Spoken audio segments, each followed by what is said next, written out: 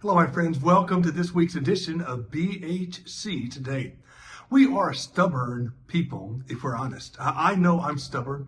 I have such an independent streak in me that I want to do everything by myself. People offer to help me, but I say no. I want to do it by myself. And that's a noble attribute for some people, but we come to the point in life that there's some things in life you simply cannot do by yourself. And one of those things is get to heaven. Regardless of how good you are, or how hard you work, or how hard you try, you simply cannot get to heaven by yourself. You need a little help. Reminds me of a great story. I believe it was 1992 in the Barcelona Olympics. There was an English runner named Derek Redmond. He dreamed his entire life to run in the Olympics. He wasn't going to win, but he did win in Great Britain to qualify for the Olympics. It was the 400 meters, and as he began the race, he just wanted to cross that finish line and accomplish a dream he had worked for by himself for years and years and years. When the race started, he took off. He was about in the middle of the pack, but about halfway through, he pulled a hamstring and he fell flat on his face. You could hear the people in the stands gasp for air as he was face down on the track in excruciating pain. Well, one of the security men came to help him, but he waved him off. He said, "No, no." And he got up and he struggled and he walked and tried to go. He went about 100 yards and he fell again. And some other people came and tried to help him, but he said, "No, no." He wouldn't let them.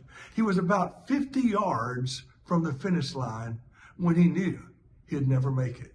And then suddenly, a man came out of the stands.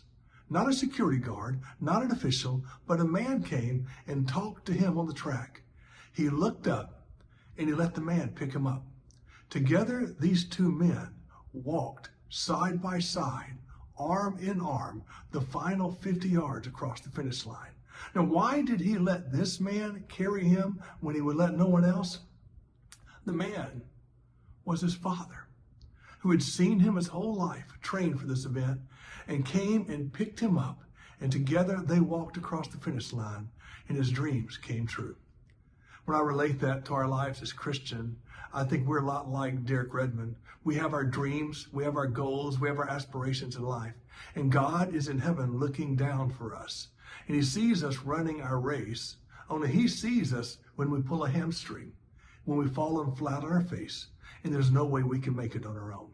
So God comes out of the stands, onto the track where we are, bends over, picks us up, and together he walks with us for the rest of our journey. I call it a journey of faith.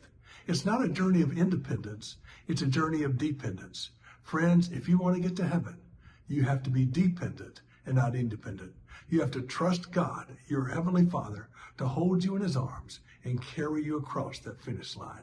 I hope today that you have trusted in Jesus. I hope today that you will not be stubborn and do things on your own, which only God can do, because he's ready, willing, and able to carry you home. May God bless you today and be encouraged.